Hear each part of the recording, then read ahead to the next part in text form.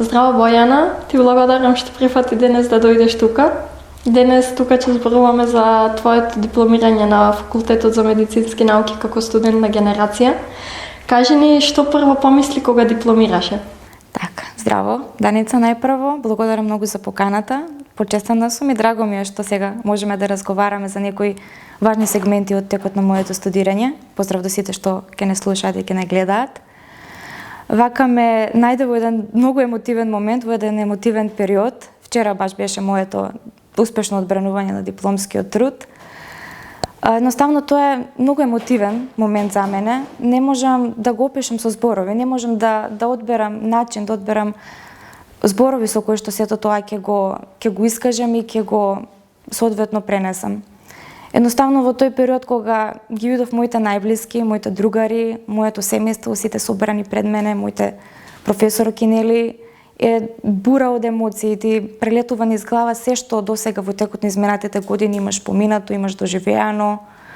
И е многу особено драг момент. Така, во текот на студирањето дали имаше дилеми околу факултетот? Дали се каеше што се запиша на општа медицина? Вака, јас едно велам и стојам за тоа, да се врати времето, истото би го одбрала, ни истиот факултет, ни истиот универзитет.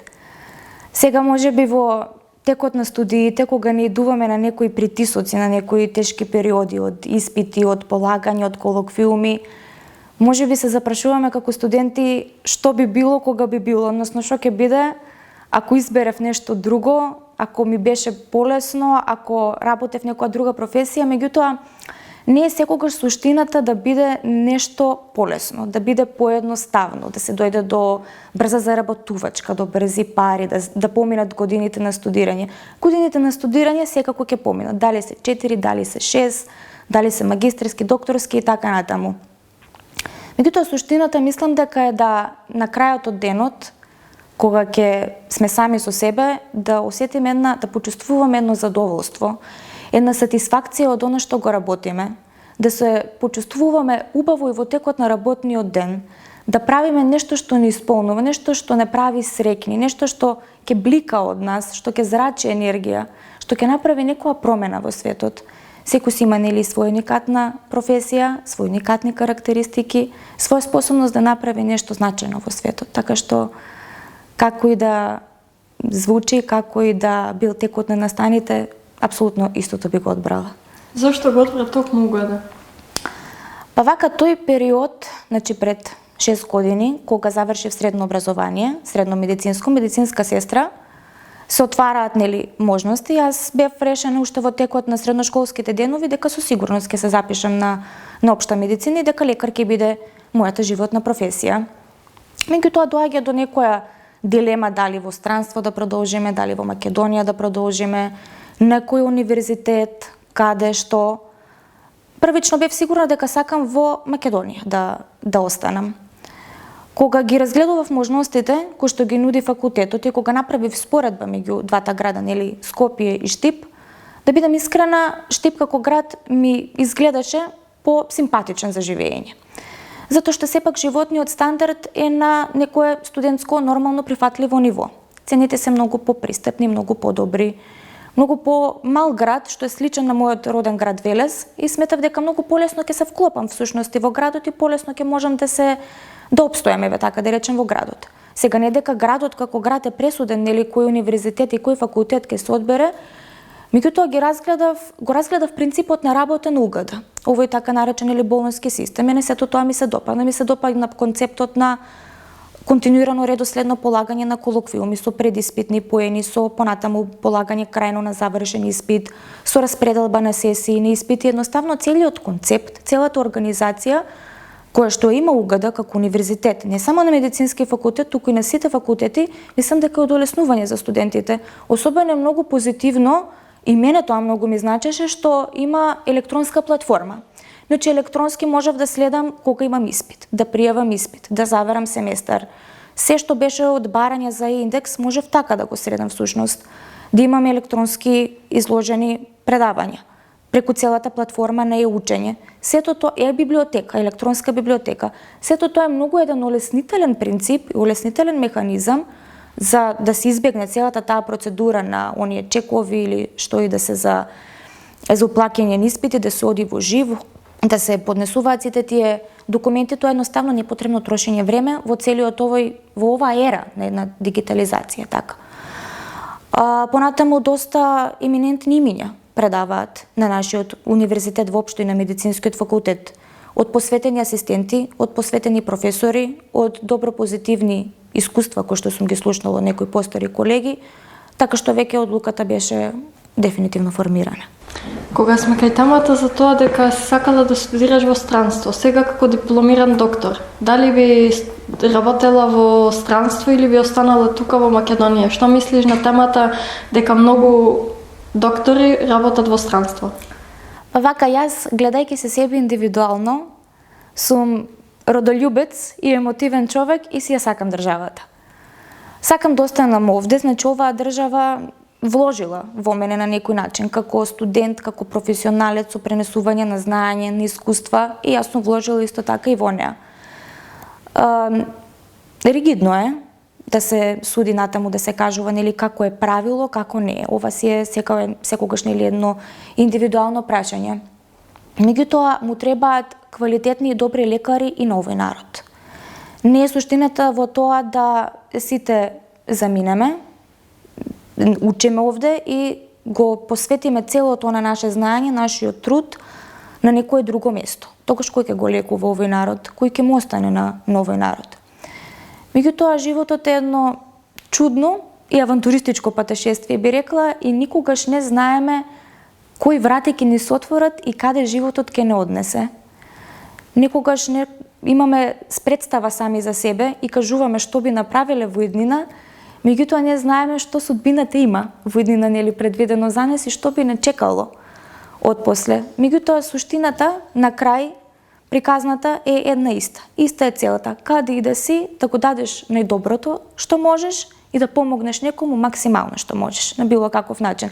Дали на пациенти директно ќе помогнеш, дали ќе работиш за околината, за целиот здравствен систем, дали ќе придонесеш во наука, во медицина, како и да е. Што најмногу ќе ти недостасува од студентскиот живот? Па вака, студентските години не се само учење медицина, читање книги, полагања, одење на пракса, сето тоа си останува, нормално, тоа е неминовен процес. Меѓутоа некои пријателства, некои другарства кои што ги стекнуваме, познанства, незаборавни моменти, заеднички споделени моменти, мислам дека тоа е една многу уникатна дружба. Се разликува од оние другарства кои што сме ги стекнале кога сме биле мали деца или основци или средношколци, затоа што сега запознаваме пријатели и другарите ни прифаќаат во некои наши, да речам, по сериозни години, ајде така ако може да се, во години на наше созревање, во една специфична доба. Едноставно, колку и да е тежок и исцрпувачки тој наш период на студирање, другарствата го прават да е лезетен, да е незаборавен едноставно момент и период од нашиот живот. Затоа што понатаму секој си се вработува на различни места, си гради еден свој живот, свој приватен живот и веќе може и да не се зачестени толку тие другарски средби што сме ги имале, меѓутоа верувам и сум сигурна дека секогаш ќе бидат запаметени и обновени, затоа што во текот на студиите не ни преостанувало ништо друго, освен да седнеме, да научиме, да одиме на пракса и добро да се усовршиме. Сега веќе имаме, откако ќе завршиме, ќе почнеме да работиме, нови предизвици, веќе сме пред некои важни одлуки.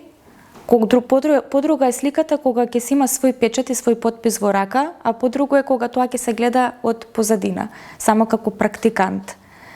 Така што другарствата би ги издвоила, периодите на дружба, на заедничко време поминато со драги колеги. Да добиеш понуда да работиш како академски работник или како доктор, што би одбрала? Овие две работи искрено не можам да ги разграничам едно од друго. Драги ми се и двете, затоа што првично нешто за што се запишав на нови факултет ми е лекарската професија, да работам со луѓе, да работам со пациенти, да им помагам, да ги лекувам, да им го направам секојдневието и животот поедноставен, подобар.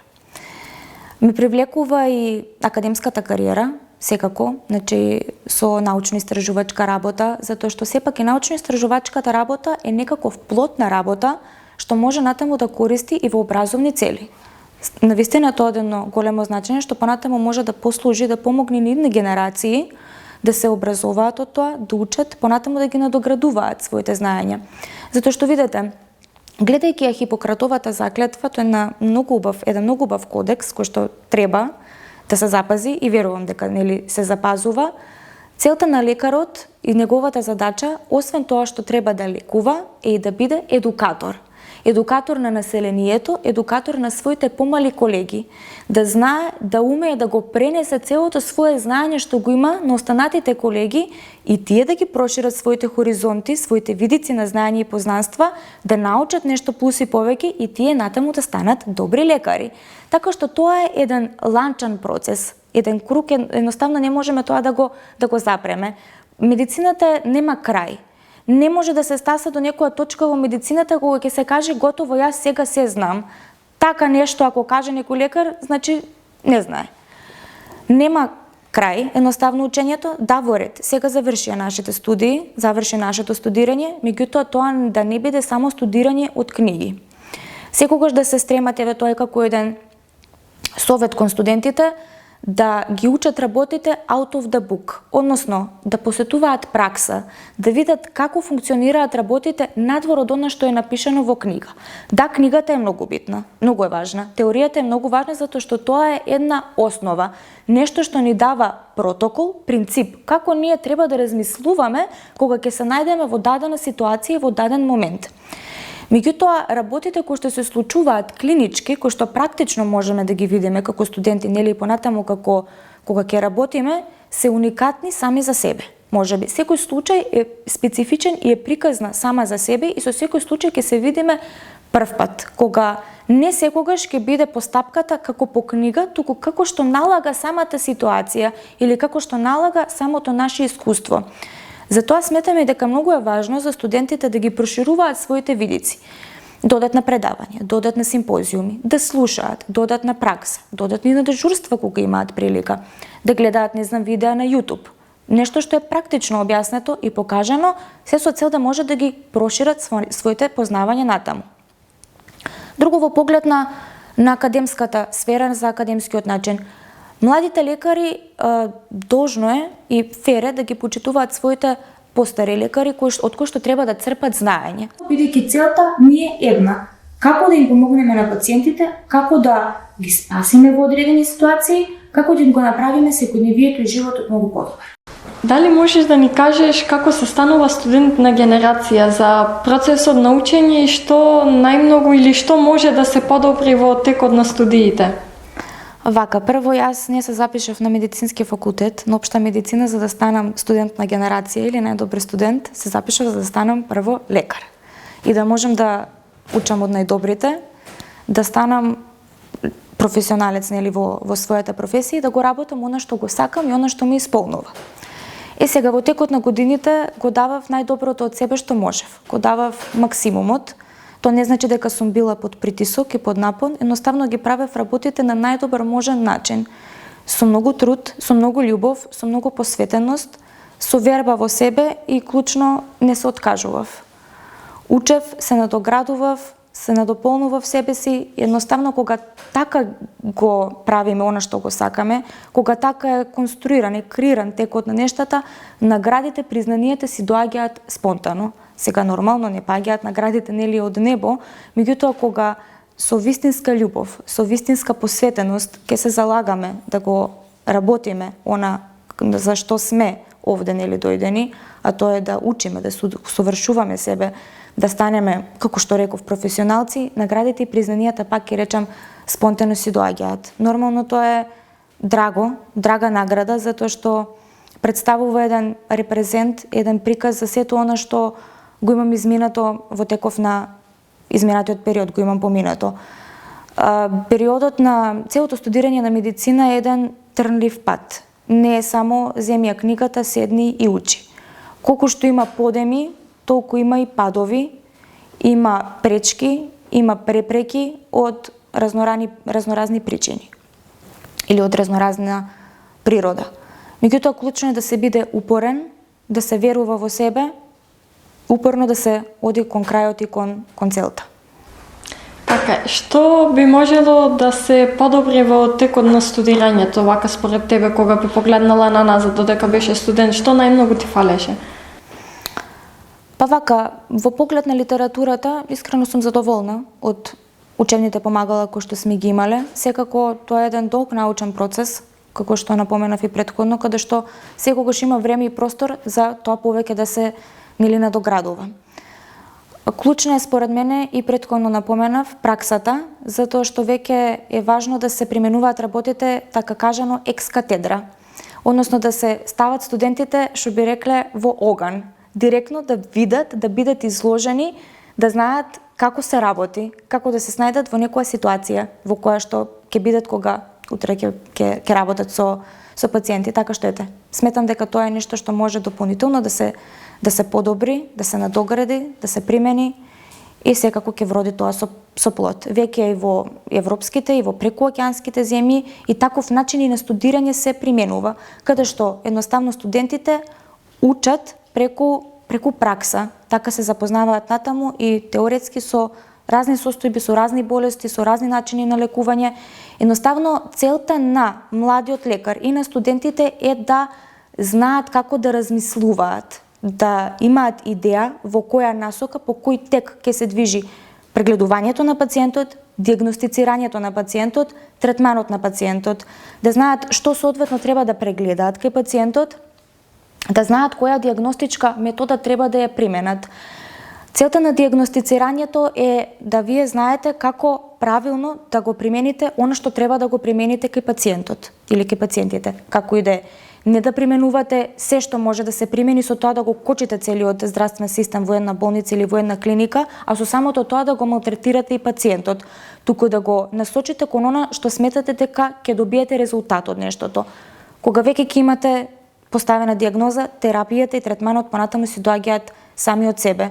Правилното прегледување на пациентот, правилното испитување на пациентот е веќе, што би рекле, 50% поставена диагноза. Така да пракса и пракса. Благодарам.